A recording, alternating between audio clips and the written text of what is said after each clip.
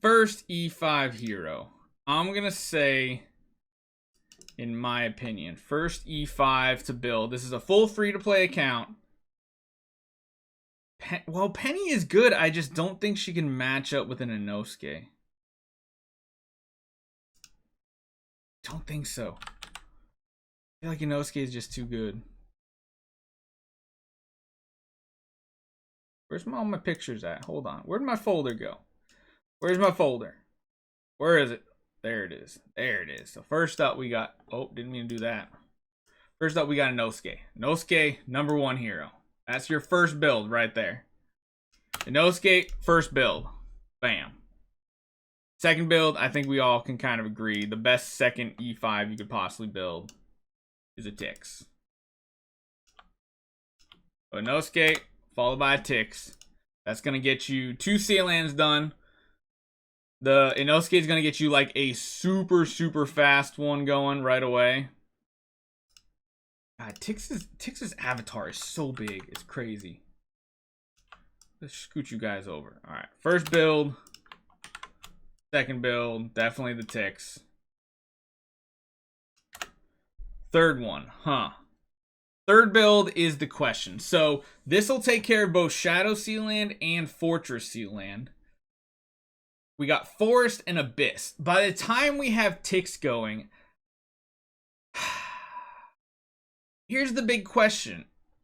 Would you want to try to build a Rogan or a Garuda for Forest? Or would you rather build a Delacium? Now, hear me out on the Delacium build. A lot of people don't like building a Delacium to E5. But what a Delacium would allow this account to do is potentially clear Broken Spaces 9 with the Tix Delacium combo. Without that, there's no way they're going to get that far. A Tix Delacium combo for Sealand early game, or not for Sealand, for Broken Spaces means they can clear a lot of stuff. And Delacium's also a mage as well.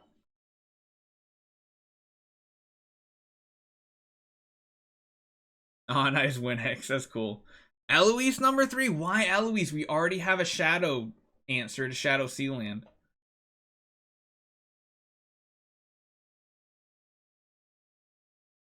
Broken Spaces 9 is way further than the 3 E5s you'll have. That's potential. Is there ever a world we want to build multiple of a faction, or do we want to keep going one in every faction? What's the most optimal way, you think? Barry, what's the goal for free-to-play account? Because Eno and Tix can't do mim waves. Yeah, they can. A free-to-play account can do it with Tix, with a bunch of baby Tix too. Or the Inosuke can actually clear like the first 2 of them. Ithko wouldn't be bad. Ithko wouldn't answer anything for us. I think Broken Spaces isn't as... What do you guys think is the most important? Another poll. Which is most important early game? After Sealand 20.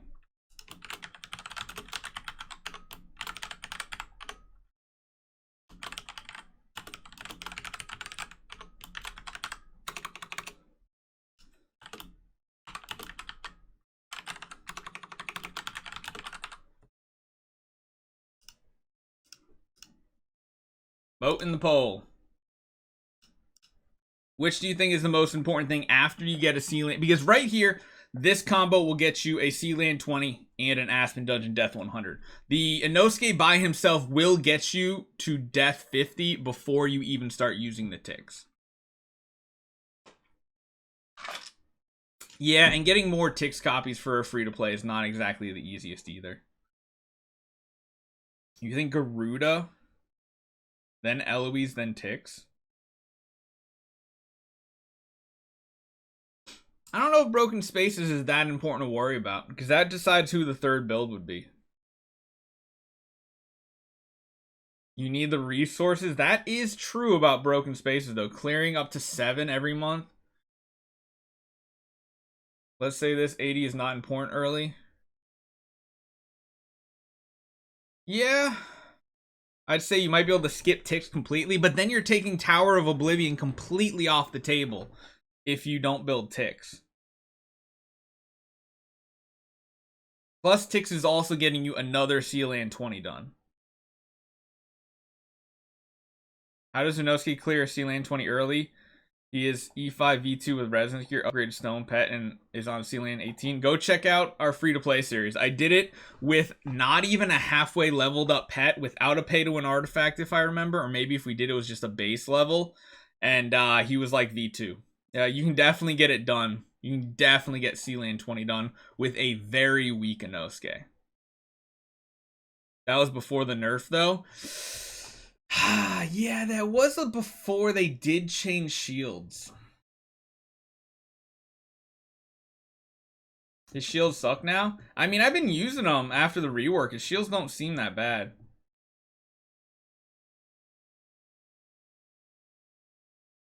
He's so weak now? Really? Power of Oblivion is definitely the most important. So I guess the other question is building 2 in the same faction hurting your overall progress since Sealand is important? For Sealand, it's pretty bad.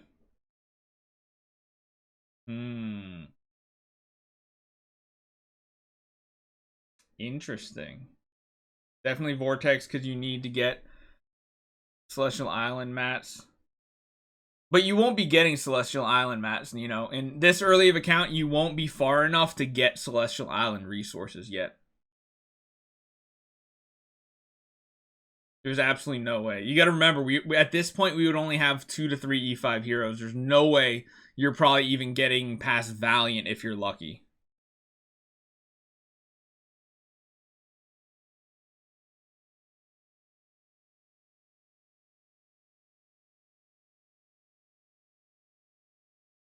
And plus, yeah, Master, that's a good point.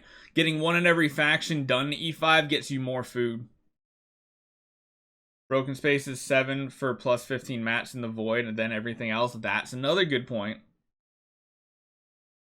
So would we... Here's the thing, like, building a Garuda first is easy, but it's not good. Like, you can definitely get the copies no matter what. You get them everywhere now. But for her to get a Sealand 20 done, she needs at least V2 plus with, like, an upgraded artifact, I feel like. I'm really reconsidering the Inosuke now.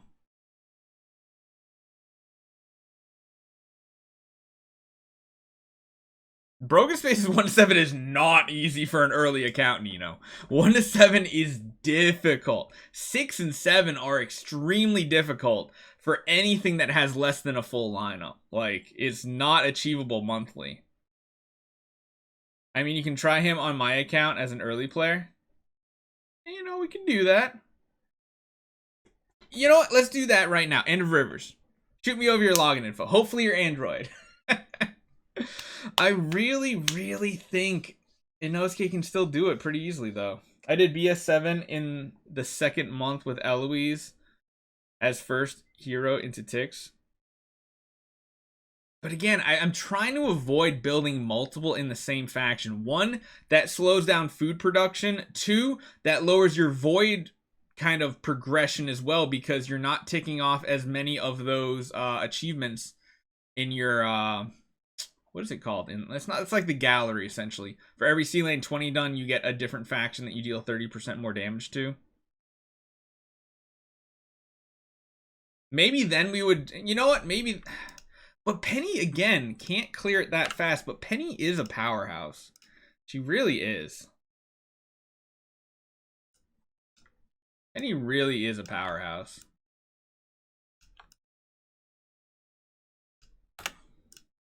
Penny first.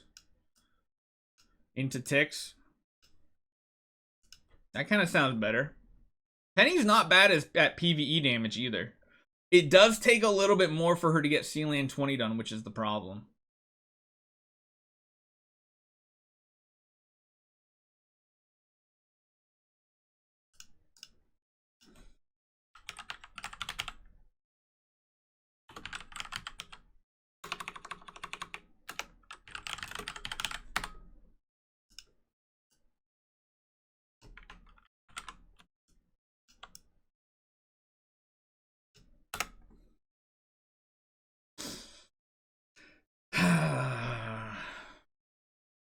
You think Eloise would be better?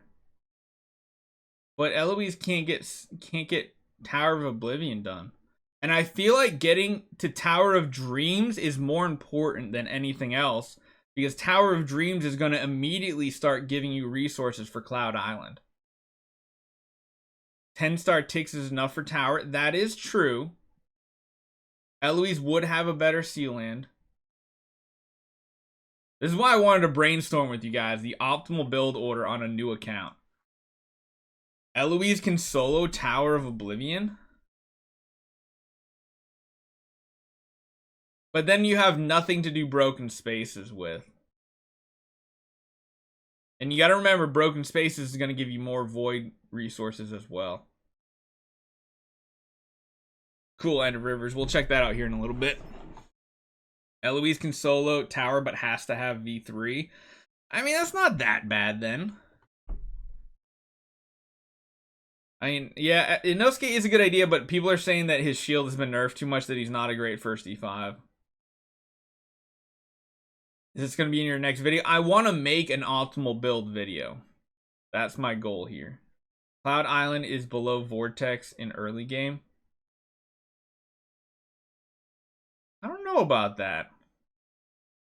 Because Cloud Island will help Vortex progression. Early game Vortex, you're probably going to be stuck at Explore anyway. You're not going to get that far. If Eloise is first, she should be second. Oh, it's not first, she should be second. So I guess here's the thing.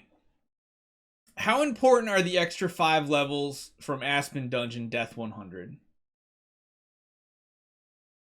Maybe we're overvaluing Aspen Dungeon at this point. Maybe Tix is completely off the table now.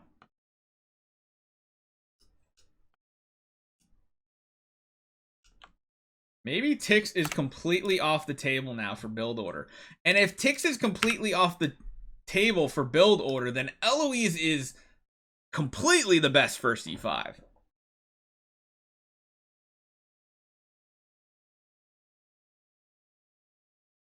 Without tenants, Cloud Island is nothing. Yeah, and then that's the downside of Cloud Island. Cloud Island filters into Sealand 25 progression because you have to build the same faction essentially. Sealand's the most important, hands down, because that's where you're gonna get your food from. I honestly, what Del Gigo said, Sealand, Void, Aspen Dungeon, Broken Spaces, Tower. I feel like Aspen Dungeon is too high up on that list because anybody we build will get Death 1. Level 345 to 350 is not that much more power. Would you ever do a live stream of Mobile Legends? Potentially, maybe. All right, next poll. I appreciate all your guys' feedback today because I want to make a video about this. What is the order of importance? So let's do Sealand.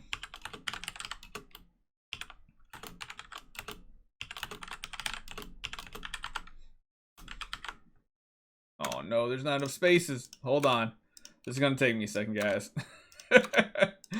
Oh, I gotta take all the spaces out.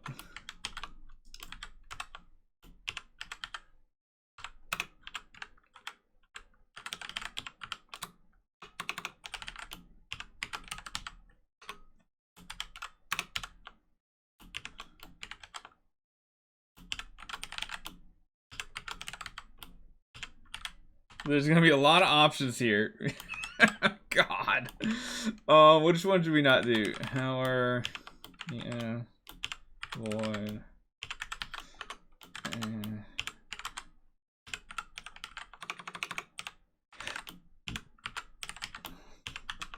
Alright, I'm gonna leave this one up for a few minutes here. Which one do you think is the most important order to focus on in the early game? Sealand hands down is first, no matter what. This discussion is extremely fun. Barry, you're forgetting how early Eloise can do Sealand 20 E3. Oh yeah, no, I know. She can get it done. Eloise has to be first then because Sealand plus carrying Void content. Yeah, she's really good in Void content. I think Tix might be a non-build nowadays, or just build as a 10-star, get Tower of Oblivion done, and then feed him off.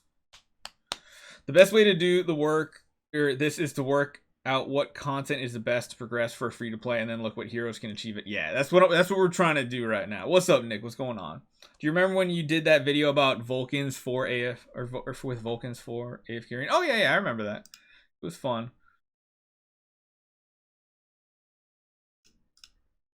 Make sure you guys vote. Guys, vote in the poll. I need you guys' opinion on what order is of the most importance for stuff.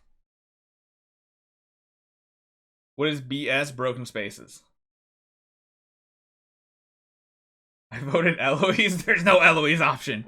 I think we're just basically saying Eloise is hands down the best first optimal. Not necessarily saying you can do this, but I'm doing theory crafting of what is the best order to build heroes. No, I've not got Shadow Ceiling 25 done yet. I need another Gustin. I think you should narrow it down. So Sealand over Aspen, Sealand over Tower, Sealand, Tower avoid. I mean, we'll kind of narrow it down, but. Would you want to make a video with maybe the #1 content creator for MLA? I've been talking about that with ASIC, seeing if he wants to do a collab, but we just never have the time for it. Do you think you'll do Dark and Abyss Sealand on my account today? I don't know about that. I don't know if we're going to actually have time for that, KVAR. We'll see. Sealand, Broken Spaces, Aspen. I just don't think the 5 levels of Aspen Dungeon nowadays is worth it from getting from Death 1 to Death 100. You can't choose Sealand, Void. I don't think Void is the best second place to really go for. You guys really think what can you do in Void? You can get to Explorer, and that's about it when you're at like 2 to 3 E5 heroes. You can't get past Explorer. So it's really hard to focus on anything past Explorer, I think. And then again, it is easier now, but yeah, maybe Explorer is the big thing too. Explorer if you're lucky. If you already have a V4 hero. Getting started on work to 101 is important. Yeah. Artifacts are important, of course. Stellar every 4 days is still better than useless Celeste or CI resources. Yeah. Yeah, Void is the more important late game content. Early game, I don't know. I think Tower is, really.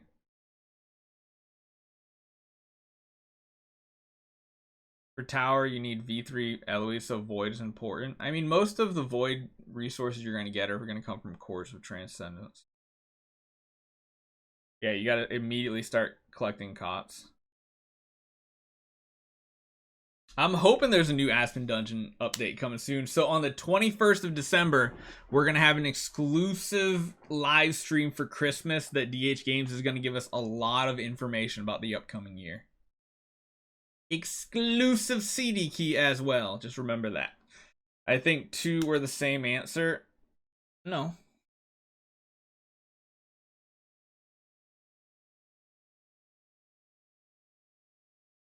No. They're different, aren't they? Oh, they are the same.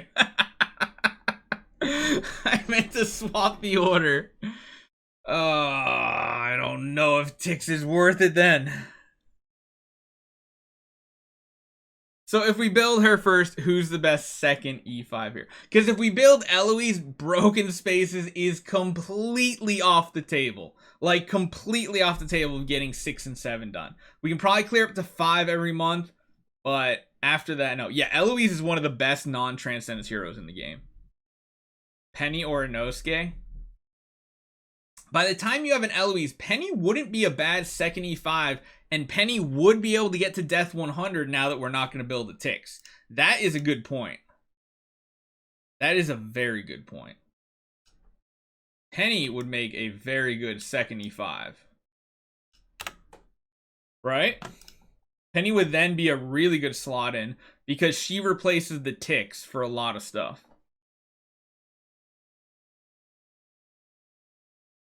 Yeah, it's important clearing every Sealand before you can really even push and Void is 100% correct as well. Because this is also good because Eloise is a ranger, Penny is a ranger. They have shared guild tech, they're going to be super powerful. I'd say Penny, then Garuda swap to Rogan after Sealand. That could be pretty good. I did Broken Space 7 with Horus and a 9-star Delasium. Man, that's nice. So who are the third options here? I mean, we could build a wall deck, but at this point, we would either decide we're going all in on Ranger tech, like secondary tech, or we'd be already making our second guild tech here. Ithaca, we're not going to be building because we already have a shadow hero, which is Eloise. And Eloise is hands down better than Ithaca for all the game modes we're worried about. Besides Broken Spaces, I'd say. Ranger meme team is the most optimal. I mean, honestly, is probably not that far off. Is Horse worth keeping for Sealand 25? No, after 20, he's useless. Second guild tech is best for Assassin. That is a good point. I would be tempted. Oh, man. How long does it take for new players to obtain a Void hero? I think it's like 5 to 6 months usually, Nick. So by then, you should have 4 to 5 heroes. Yeah, if you're prioritizing Broken Spaces, Ithaca, Tix, and Delasium are the best. Yeah. I don't think worrying about anything past Broken Spaces 5 or 6 early on is that important, though.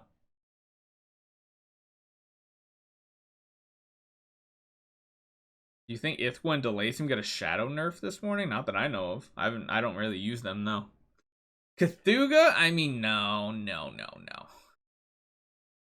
If we're gonna build another Ranger, it would be like wall deck. We don't have to go that far, like, we don't have to go that far into Rangers, because by the time you have your second E5, you should be working on your second class guild tech, which I think would be smart to be Assassin.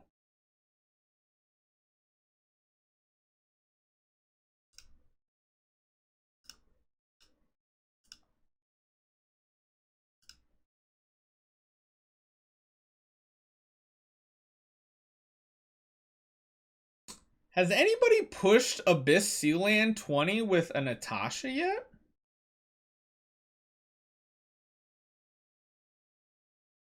I can't zoom out.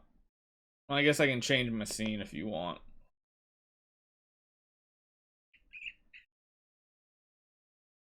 Make Rogan as the first forest. I mean, can Rogan actually solo Forest Sealand nowadays? Because by this point, honestly, by this point we should have a second guild tech done. We should have close to V4.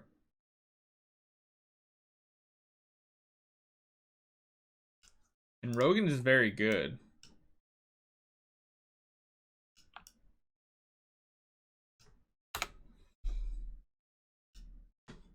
Is this the order so far? Let's shrink these girls down.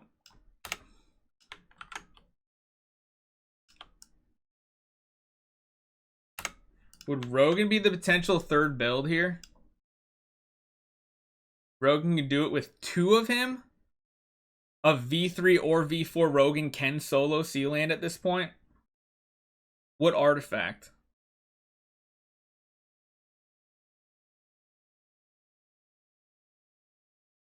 I wouldn't do Flora just because she's not great at Sealand.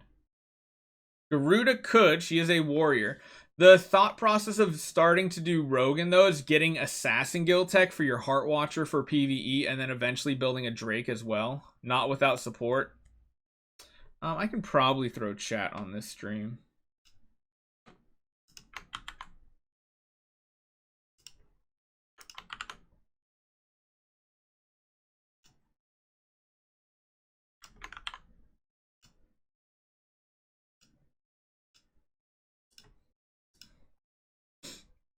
Do warrior tech, then regress. The first regression is free.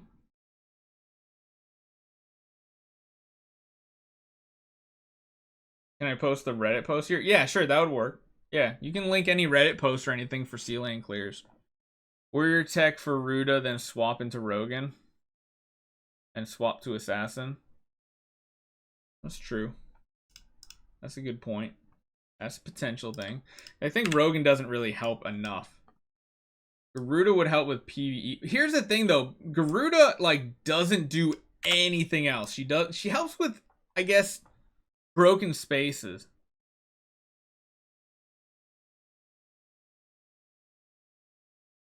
But you could use warrior tech and then swap it out.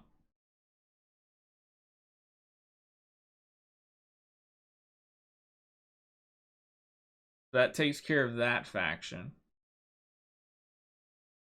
You could always just build Garuda since you'll have the copies and then swap them into the Rogan. So then what's the fourth one? Yeah, Garuda's just fall into your lap, so I don't care for throwing them away in a swap, really. I think it'll be worth it. So after that, the fourth one is probably... I don't think it's Drake just yet. I think Drake is fifth, honestly. You could probably get a 9-star Drake somewhere in here, but that's about it. I'd have to say Waldeck, probably. Waldeck is just really good. Right? He's probably the easiest Sealand clearer. Unless Natasha can do it. Has anybody actually used Natasha yet in Sealand?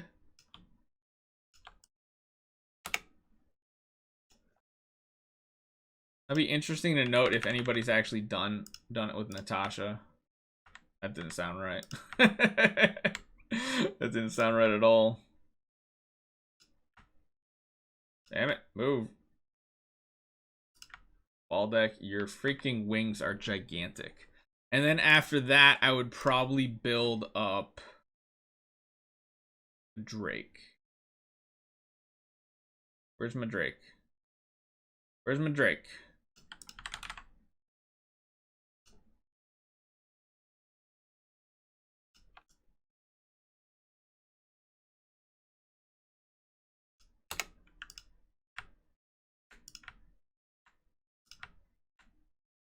Yeah, like something like that. Do you think that would be a pretty good build order? And then after that, your next build after that is going to be... Oops. Ugh! No, I didn't mean to do that. Wait, I didn't mean to do that at all. Oh, get that out of here. I didn't mean to put it on the stream. Meant to drop it up over here. And then after that, I think the next build is the Shia. To then go into Sword Flash.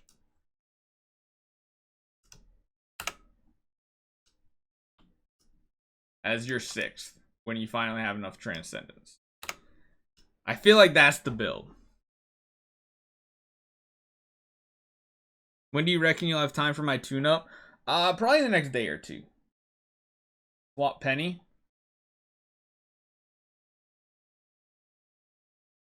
Yeah.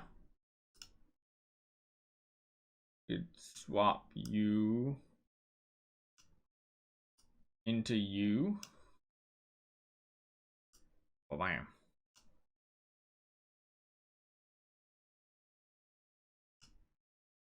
Essentially, you would then just replace Penny with Shia, which would then swap the Sword Flash.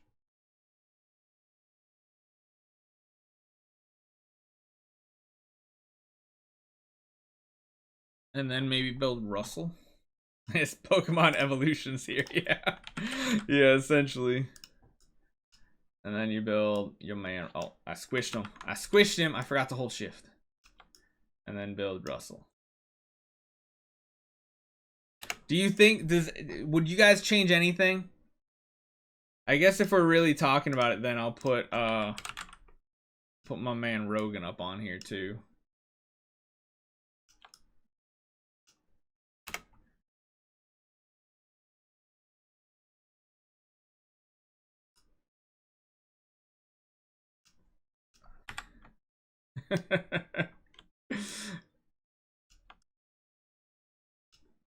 We're gonna do some. This is the most janky.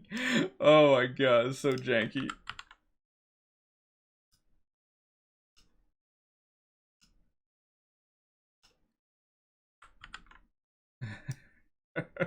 We'd be replacing so many heroes though. And then you into the U. You just regress the wall deck.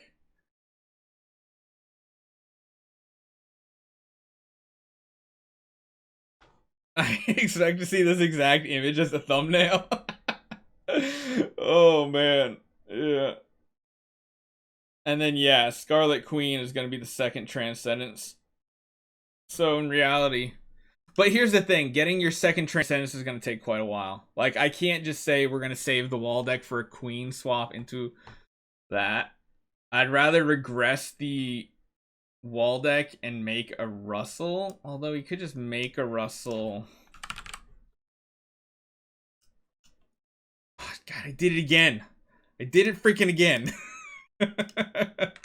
That's a big Ignis. I keep dropping it on the wrong window.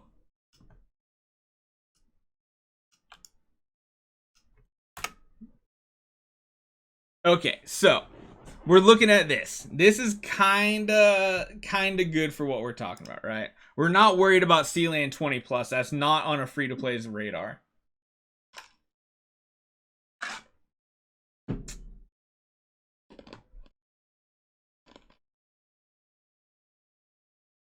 Yeah, that's exactly. It took 11 months to get 11 and a half months to get second Transcendent hero free to play. So in that amount of time, you're gonna have 4 to 5 more heroes. So I wouldn't even honestly. Sealand 20 plus is that goal of 1 year plus, because that's when you're going to build your Scarlet Queen or maybe your Aspen. We'll see. But your Scarlet Queen will be built, and then you'll be working towards Sealand 25. By the time you reach 5, E5 free to play meta will shift again. I mean, potentially. I mean, but 5 E5s is only 5 months of gameplay. 5 to 6 months, you can easily get 5 fully free to play. That progression looks perfect. Just trying not to waste anything while also having goals. So Aspen Dungeon 100, we can get done with the penny. So Aspen Dungeon is solved. Tower of Oblivion is the problem with this team. Is this different for spenders? Oh yeah, it's way different for spenders. Although actually spenders could go by the same methodology, but they would get their sword flash much sooner. They'd probably get their sword flash around their 3rd or 4th E5, which would change some things up. Honestly, I'm not a fan of Russell first. I did it on our second free to play. I wasn't a fan. I really wasn't. Russell's not the first in my opinion. So along the way here, we're probably going to want to build a 10-star Tix, I'd say. A 10-star baby Tix. Does that sound right?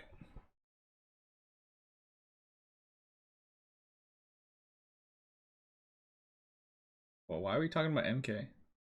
Just for spender, just follow MK. His series is alright. I don't think it's really a good, like, perfect order to play up pay to win, because he also started with Drake, and that's not really the best idea either, because out of all the heroes you could pick for your first E5, it's, yeah, you could get Dark Sealand done, but you're gonna need a lot of stuff with that Drake, whereas a lot of other heroes would do it much faster. Russell, Eloise, Penny, plus they have better uses everywhere. Drake's not great at an Aspen Dungeon. He's not that great of a PvE damage dealer. Yeah, just like I started with Russell. I kind of want to make, so here's why I'm going over this. I want to try to follow something like this come Christmas. So Christmas, we're doing our annual free-to-play series, but I'm not going to do it as a complete race to E5 as long as everybody else is cool. I want to make this account a longevity account. I want to be playing this account next year at this time and playing it serious. I want to prioritize Sealand 20, maybe Aspen Dungeon Death 50. Could we make, or Death 1? I guess just Death 1, because Death 50 doesn't matter. Sealand 20, Death, Tower of Oblivion 650, Broken Spaces 7, Vortex Explorer. As like the 5 check marks of points that you can win. What happened to Inosuke free-to-play series? It's just, nah. I got bored of it, honestly. There were too many mistakes made.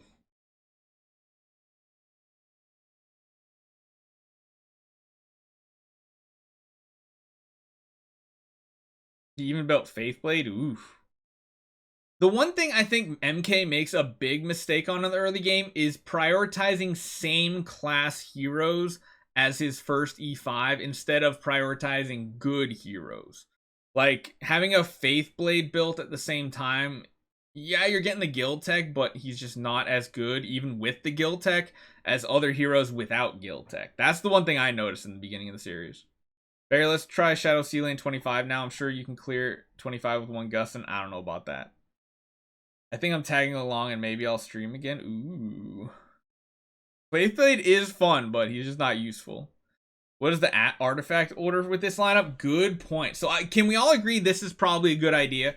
Build Eloise, build Penny, build Garuda, swap Garuda into Rogan whenever you have time, build a 10-star Tix to get Tower of Oblivion done up to 650, because with the Eloise should be able to handle most of the mim waves, no problem, right? Can Eloise actually deal with all the mim waves? That's the big question.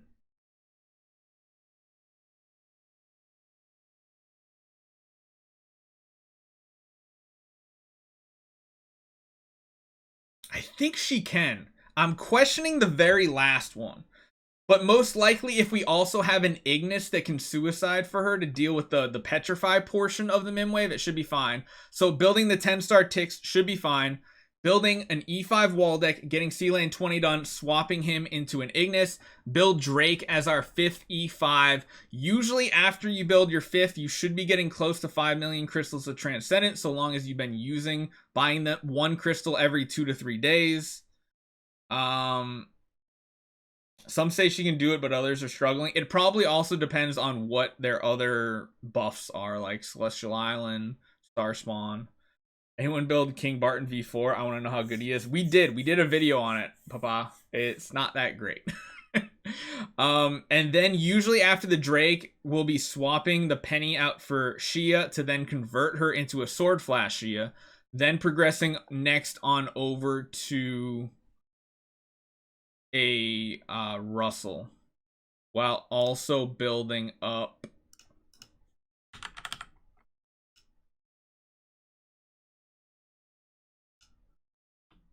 a baby carry for the Drake for Sealand. Getting a 10-star carry would be great.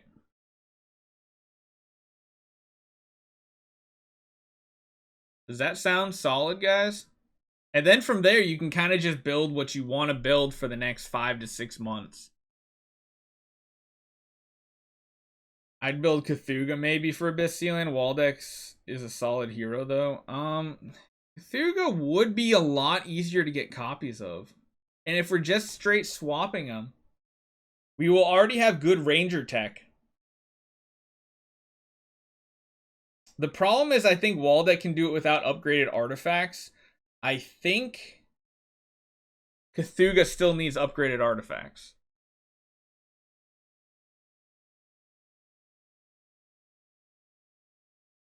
Yeah, Waldeck just does it so easily. He doesn't need V4. He needs much less support around him.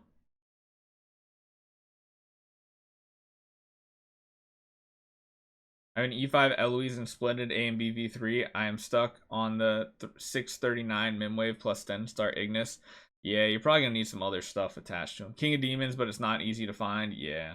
Barry, do I send you my account details on Discord? You need to sign up in the account tune-up on our Discord channel.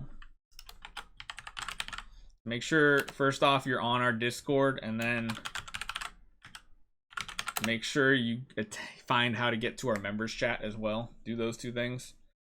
At the time you make your 4th E5 hero, you should have V3 at least. Oh, you should definitely have it before your 4th. I think I had close to V4 on my Inosuke on my free-to-play last year, right around my 3rd E5 hero.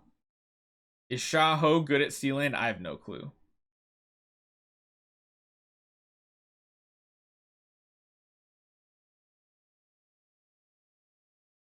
I think this is kind of it, right? This feels pretty optimal. The only thing that you could potentially do different... Can't access the link? No, it works. Both links work. But you're godly at pulling spheres on that free-to-play. I mean... Yeah, but still. You do it once, you can do it again. Oh, man. When are you starting this? The week before Christmas event.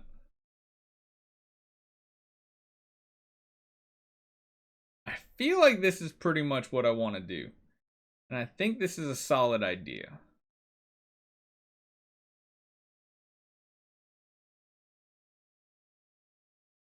I don't think there's a point going past the first 6 factions, because then at that point you're just using your support heroes. I don't know. I think this is pretty solid. I think this might be the build order. Are you going to play optimally in your main account? I mean, we're going to slowly build stuff we need, yeah. Going to be a free-to-play competition with other streamers? Of course. All right, so yeah, I think that's the build order. I'm going to have to clean this up because I want to get like a good video out of this, not what we did here today, because what we did here today was kind of sketchy. I want to make a nice infographic for this and have like the optimal path to progression. This covers right here the first 6 to 7 months of your account, I would say. That's a good thumbnail, though. Yeah, that's kind of a good thumbnail, isn't it? By the way, light sealant is the most important sealant to clear for Vortex. It is true. But at this point, like, once you finally have this, then you're really ready to start pushing Vortex. Before you have all this nonsense you see on screen, you're not ready for pushing Vortex. You're just not. So I think by the 6-month mark, you should be close to getting every Sealand 20 completed.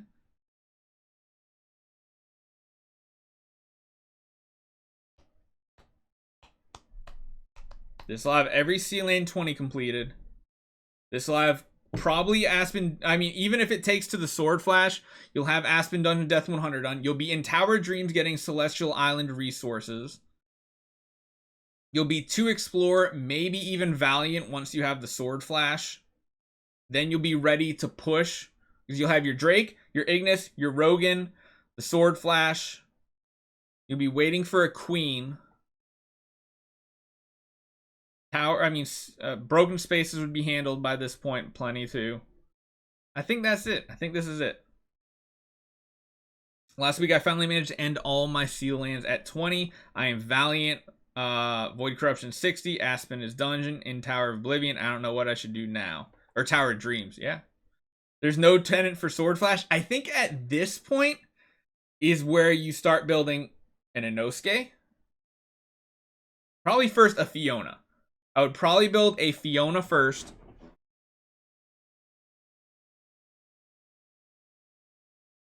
I think I would probably prioritize your heroes here. I would probably build a Fiona next, and a Sherlock, and an Inosuke. Then at that point, with your Sword Flash, you can start pushing Fortress Sealand. Is it as effective as pushing Abyss Sealand? No, but to get your second Transcendent hero is going to be probably what? Another 6 to 7 months down the road? Probably about 6 months. Actually, it might be less. It might be around 5 months longer. By then, you should already have 3 more heroes built. And if for some reason you can't get Fortress Sealand done because you won't have the crowns, you can then swap over to Abyss Sealand. So, I mean, you can build the support heroes for Sword Flash for Vortex, which will also in part help you progress in Fortress Sealand. Not far, probably like 22, 23. Then eventually you'll build the Queen. You'll have the Ignis already. Yeah, your household is going to be rough. Sealand 25 really is not a goal for free-to-play players, I don't think. Like, free-to-play is just, it's too difficult because it requires so many artifacts. Even getting Abyss Sealand 25 done, it still requires a lot of artifacts and a lot of hero copies, so. I don't know. Hey, what's up, Mateus? What's going on? What is going on? Yeah, I think that's it. Sealand Light might be the cheapest. I mean, it'll be very easy to do with the Russell. By the time Russell is going to be our 6th E5 hero in this setup, that's going to be very easy. But he's only there to do Sealand, and that's it. After that, you might want to just save him up to swap him into another hero. Like, by the time you're gonna have like V4 by the time you get your 6th hero. you'll have energy artifacts. You get like at least 2 of them guaranteed now with the new chapter systems and everything.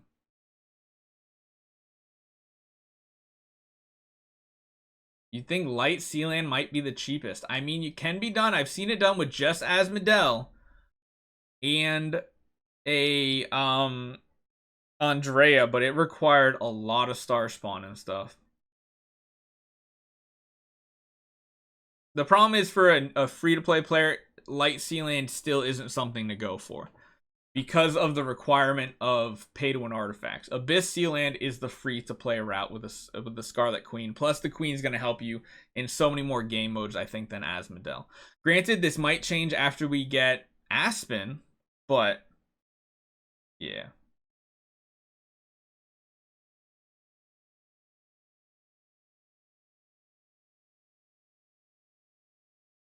Free-to-play gonna struggle with low star spawn plus low Celestial Island gallery boost. Exactly. Most people who are doing these budget builds with their 1 or 2 heroes are also have very high star spawn and Celestial Island buffs and all and galleries on. It's just you can't compare it as a new player. You see it done, but yeah, I am hoping Aspen does shake up the order as well. That would be really fun.